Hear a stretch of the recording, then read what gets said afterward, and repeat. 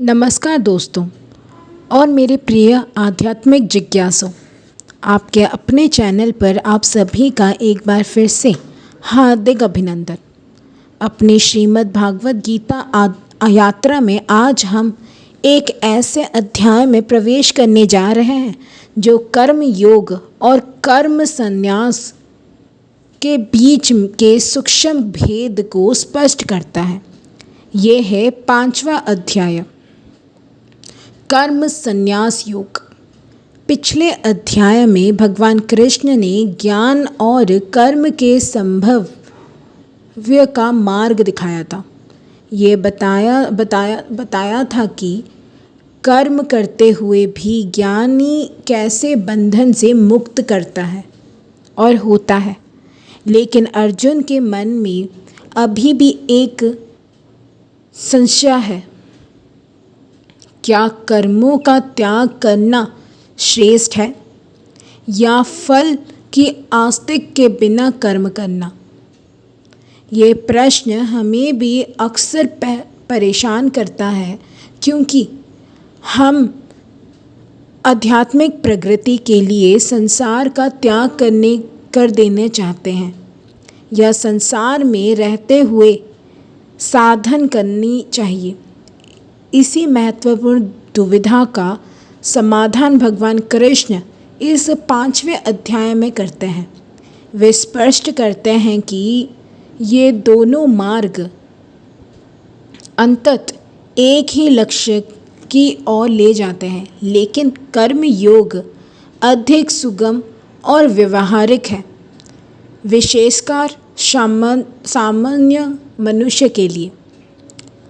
ये अध्याय हमें ये समझाता है कि सच्चा संन्यास बाहरी त्याग नहीं है, बल्कि आंतरिक अनासक्ति है। आइए इस अत्यंत व्यवहारिक और मुक्तिदायी अध्याय की गहराई में उतरते हैं और उन शाश्वत सत्य को आत्मसात करते हैं जो भगवान कृष्ण ने अर्जुन को दिया और जो आज भी हर साधक और गृहस्था के लिए उतनी ही जरूरी है। अर्जुन का प्रश्न इस अध्याय का केंद्र बिंदु है। वे भगवान कृष्ण से पूछते हैं कि आप कर्मों के संन्यास की प्रशंसा करते हैं और फिर कर्म योग की भी बात करते हैं। इन दोनों में से कौन सा मार्ग श्रेष्ठ है? ये अर्जुन का अत्यंत व्यवहारिक संशय है, जो आज भी कई आध्यात्मिक जिज्ञासुओं के मन में आता है। लोग सोचते हैं कि यदि उन्हें मोक्ष प्राप्त करना है तो उन्हें संसार त्याग कर सन्यासी बन जाना चाहिए, या फिर वे संसार में रहकर भी मुक्ति प्राप्त कर सकते हैं। इस पर भगवान कृष्ण स्पष्ट रूप से उत्तर देते हैं कि कर्म का संन्यास और कर्म योग ये दोनों ही परम कल्याणी हैं, लेकिन इन दोनों में कर्म योग कर्म संन्यास के अपेक्षा अधिक श्रेष्ठ है। ये हमें सिखाता है लक्ष्य की समानता। दोनों मार्ग का लक्ष्य एक ही है, आत्मज्ञान और मोक्ष। कर्म योग जो संसार में रहकर भी अनासक्त भाव से कर्म करने का मार्ग है, सामान्य मनुष्य के लिए अधिक सुगम और व्यवहारिक है।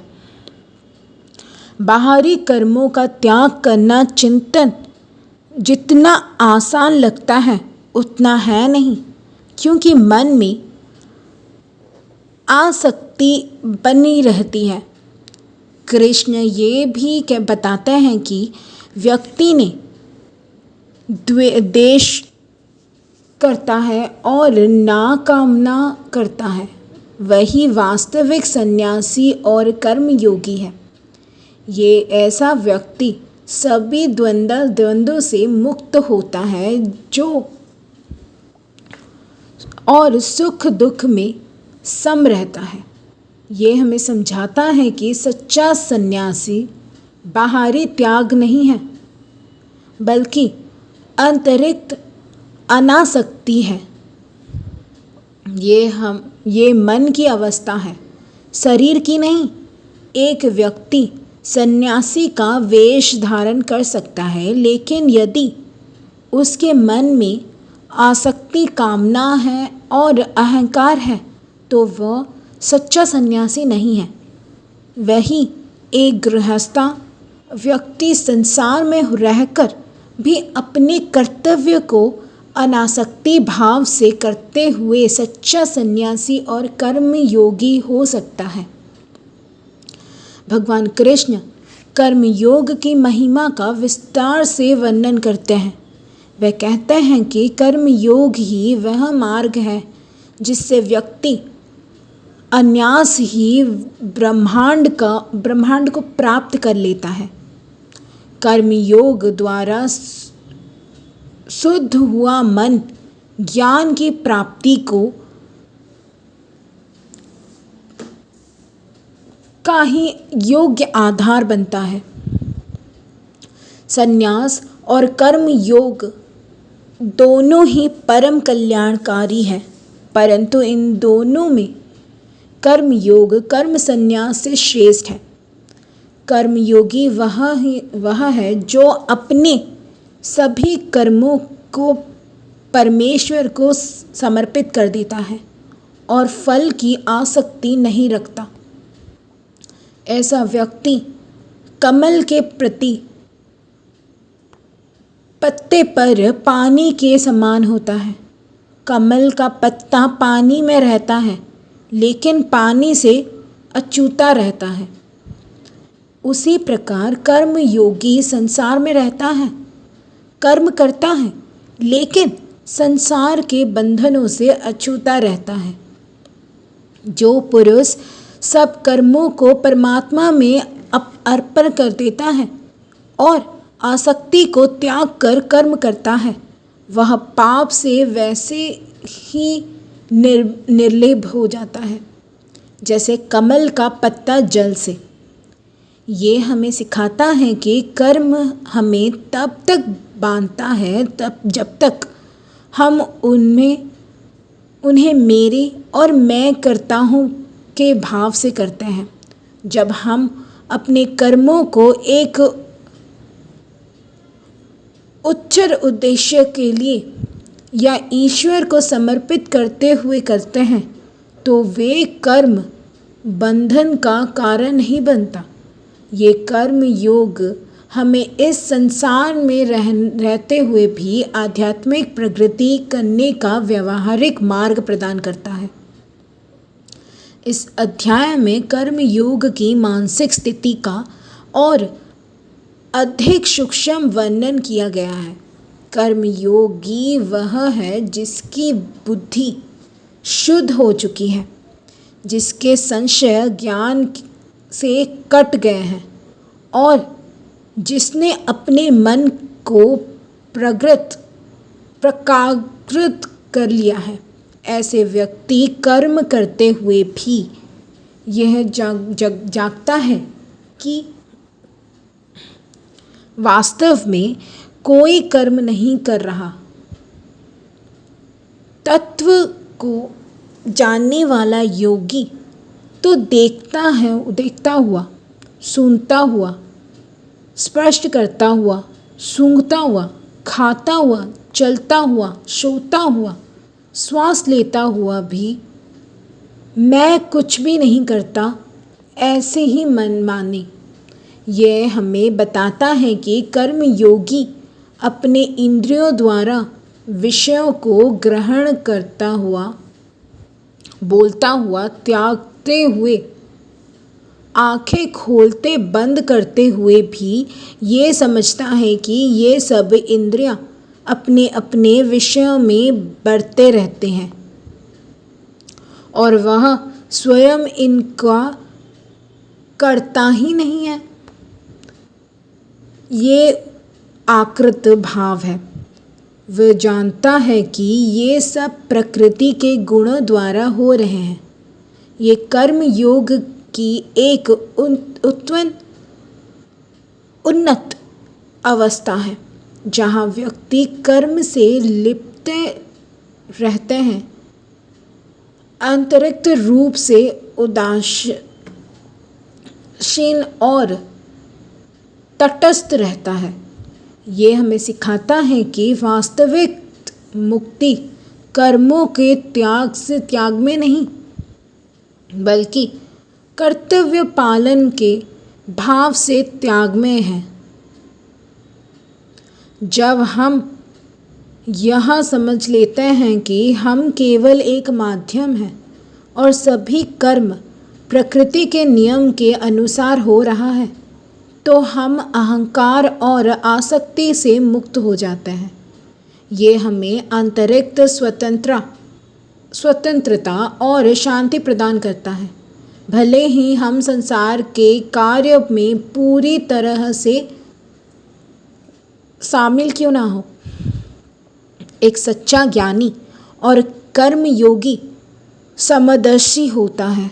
वह सभी प्राणियों में एक ही आत्मा को देखता है, चाहे वे कितने भी भिन्न क्यों ना हो। जो ज्ञानी पंडित जन है, वे विद्या और विनय से युक्त ब्रह्मांड में, गया में, गाय में, हाथी में, कुत्ते में और चंडाल में भी समान भाव से देखता है। ये समदर्शित की स्थिति है जहाँ व्यक्ति किसी भी प्रकार का भेदभाव नहीं करता। वह जानता है कि सभी शरीरों में वही एक आत्मा निवास करता है। ये हमें सिखाता है कि हमें सभी प्राणियों के प्रति प्रेम, करुणा और सम्मान का भाव रखना चाहिए, क्योंकि सभी में एक ही ईश्वरीय चेतना है। ये सामाजिक सदैव और वैश्विक भाईचारा का आधार है। ऐसी समुदाय पुरुष अपने आप का स्वभूत हितैषी मानता है, यानी सभी प्राणियों के कल्याण में रत रहता है। उसके लिए दूसरों का हित ही उसका अपना हित बन जाता है। ये हमें स्वार्थ से ऊपर उठकर परोपकार और विश्व बुद्धित्व की भावना विकसित करने के लिए प्रेरित करता है। भगवान कृष्ण इस अध्याय में ही ये बताते हैं कि सांसारिक सुख दुख क्षणभंगुर होता है और उनसे आसक्ति हमें अशांत करती है। सच्चा ज्ञानी और कर्मयोगी बाहरी विषयों से उत्पन्न होने वाला सुख में आसक्त नहीं होता, क्योंकि वे क्षणिक होते हैं और अंततः दुख का कारण बन जाता है। जो इंद्रियां और विषय के संग्रह से उत्पन्न होने वाला भोग है, वे निश्चय ही दुख का कारण बनता है। ये कुंती पुत्र वे आदि और अंत वाले हैं। ज्ञानी पुरुष उनमें रमण नहीं करता। सच्चा सुख आत्मा है, अपने भीतर ही मिलता है। जो व्यक्ति अपने भीतर ही सुख और आनंद का अनुभव करता है, वही ब्रह्मांड को प्राप्त करता है। ये हमें सिखाता है कि हमें बाहरी क्षणिक सुखों के पीछे भागने के बजाय अपने आंतरिक शांति और आनंद को खोजना चाहिए। आंतरिक सुख ही सारस्व और शांति होती है। ये हमें संतोष और वैराग्य की ओर ले जाता है। अंत में भगवान कृष्ण मोक्ष प्राप्त करने के लिए कुछ व्यवहारिक साधन बताते हैं जो आत्मा नियंत्रण और निरंतर साधना पर आधारित होती हैं। बाहरी विषय से अपनी इंद्रियों को हटाना, आँखों को भौं के बीच केंद्रित करना और श्वास प्रश्वास का सम करना, अपनी इंद्रियों, मन और बुद्धि को पूरी तरह से नियंत्रित करना। इन तीनों को त्याग ना, क्योंकि ये मुक्ति के मार्ग बढ़ते हैं। मतलब कामना, भय और क्रोध से मुक्त होना। केवल मोक्ष को ही अपना एकमात्र लक्ष्य बनाना। जो व्यक्ति इस प्रकार अपने मन और इंद्रियों को नियंत्रित करके कामना, भय और क्रोध से मुक्त होकर जीवन जीता है, वही वास्तव में शांति प्राप्त करता है और मोक्ष को प्राप्त करता है। कृष्ण कहते हैं कि उन्हें सभी यज्ञों और तपस्याओं का भोक्ता, सभी लोकों का महान ईश्वर और सभी प्राणियों का मित्र जानकर ही व्यक्ति परम शांति को प्राप्त करता है। मुझे परमात्मा को सभी यज्ञों और तपस्याओं को भोक्ता, संपूर्ण लोकों के महान ईश्वर और सभी प्राणियों का मित्र जानकर ही मनुष्य परम शांति को प्राप्त होता है। ये हमें सिखाता है कि ईश्वर को सभी का मित्र मानना और सभी प्राणियों में ईश्वर को देखना ही सच्चा आध्यात्मिक समझ और शांति का आधार है। ये हमें एकाग्रत भक्ति और वैराग्य के मिश्रण से युक्त जीवन जीने का मार्ग दिखाता है। तो दोस्तों, श्रीमद् भागवत गीता का 5वां अध्याय कर्म संन्यास योग हमें ये सिखाता है कि कर्मों का बाहरी त्याग उतना महत्वपूर्ण नहीं है जितना कि आंतरिक अनासक्ति। ये अध्याय हमें कर्म योग को कर्म संन्यास से श्रेष्ठ बताता है, क्योंकि ये अधिक व्यवहारिक है और संसार में रहते हुए भी मुक्ति प्राप्त करने का मार्ग दिखाता है। आइए इन जीवन बदलने वाले गहरे शब्दों को एक बार फिर से देखें। कर्मों का बाहरी त्याग करने से व्यक्ति तुरंत मुक्त नहीं हो जाता। सच्चा संन्यास मन की अवस्था है जहाँ व्यक्ति सभी कामनाओं, आसक्तियाँ और मैं करता हूँ के अहंकार का त्याग कर देता है। एक गृहस्थी में भी सच्चा सन्यासी हो सकता है यदि वे अपने कर्तव्य को अनासक्ति भाव से करे। ये हमें सिखाता है कि हम अपनी मानसिकता पर ध्यान केंद्रित करना चाहिए, ना कि केवल बाहरी दिखावों पर। कर्म योग अर्थात फल की आसक्ति के बिना अपने कर्तव्यों का पालन करना अधिकांश लोगों के लिए मोक्ष प्राप्त करने का अधिक सुगम और व्यक्तिगत मार्ग है। ये हमें संसार में रहते हुए भी आध्यात्मिक प्रगति करने का अवसर प्रदान करता है, बिना संसार का त्याग करे हुए। ये हमें बताता है कि हमें अपनी जिम्मेदारियों से भागना नहीं चाहिए, बल्कि उन्हें ईश्वर को समर्पित करते हुए करना चाहिए। जब हम अपने सभी कर्मों को परमेश्वर को समर्पित करते हैं, और उनके फल की आसक्ति नहीं रखते तो वे कर्म हमें बांधते नहीं। ऐसे कर्म योग कमल के पत्ते के समान होते हैं, जो जल में रहते हुए भी जल से अछूता रहता है। ये हमें अपने हर कार्य को एक पवित्र यज्ञ में बदलने की शक्ति देता है।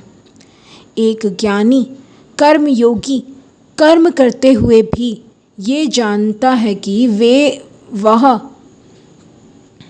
वास्तव में कोई कर्म नहीं कर रहा, क्योंकि सभी कर्म प्रकृति के गुणों द्वारा हो रहे हैं। ये अकर्ता भाव व्यक्ति को अहंकार से मुक्त करता है और उससे कर्मों के बंधन से बचाता है। ये हमें सिखाता है कि हमारी वास्तविक पहचान शरीर या मन नहीं बल्कि आत्मा है। सच्चा ज्ञानी और कर्म योगी सभी प्राणियों में एक ही आत्मा को देखता है, चाहे वे कितने भी भिन्न क्यों ना हो। ये समुदाय हमें सभी को प्रति प्रेम है, करुणा, सम्मान का भाव विकसित करने में मदद करता है। ये हमें स्वार्थ से ऊपर उठकर सभी के कल्याण के लिए कार्य करने के लिए प्रेरित करता है, जिससे समाज में शांति आती है। बाहरी क्षणिक सुख दुख का कारण बनता है। सच्चा और स्थायी सुख आत्मा में अपने भीतर ही मिलता है। हमें इंद्रियों के विषयों से आसक्ति त्याग कर अपनी आंतरिक शांति और आनंद को खोजना चाहिए। ये हमें संतोष और वैराग्य का महत्व समझाता है। मोक्ष की प्राप्ति के लिए इंद्रियों, मन और बुद्धि का नियंत्रित होना बहुत आवश्यक है। कामना, भय और क्रोध से मुक्ति तथा ईश्वर को सभी का भोक्ता, ईश्वर और मित्र जानना अनिवार्य है। ये हमें एक अनुशिष्ट और भक्तिमय जीवन जीने का मार्ग दिखाता है। तो दोस्तों, श्रीमद् भागवत गीता का 5वां अध्याय हमें ये सिखाता है कि सच्चा सन्यासी बाहरी क्रिया में नहीं बल्कि मन की आंतरिक अनासक्ति में है। ये हमें कर्म योग के माध्यम से संसार में रहते हुए भी मुक्ति प्राप्त करने का मार्ग दिखाता है, जो अधिकांश मनुष्य के लिए सबसे सुगम और व्यवहारिक है। ये अध्याय हमें ये समझाने में मदद करता है कि ज्ञान और कर्म एक दूसरे के विरोध नहीं बल्कि एक ही लक्ष्य मोक्ष के 2 अलग अलग मार्ग हैं, और कर्म योग उस ज्ञान को जीवन में उतारने का सबसे सीधा रास्ता है। ये अध्याय हमें ये भी याद दिलाता है कि हमारा कर्तव्य इस संसार से भागना नहीं बल्कि इसमें रहकर अपनी समझ और विवेक से अनासक्ति भाव से अपने कर्मों को करना है।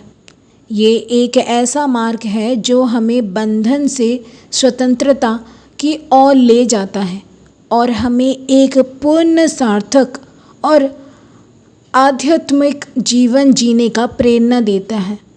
मुझे आशा है कि श्रीमद् भागवत गीता का 5वां अध्याय की ये विस्तृत विवेचना आपके लिए अत्यंत अर्थपूर्ण रही होगी और आपको अपने जीवन के प्रत्येक कर्मों का एक आध्यात्मिक साधन में बदलने की प्रेरणा दी होगी।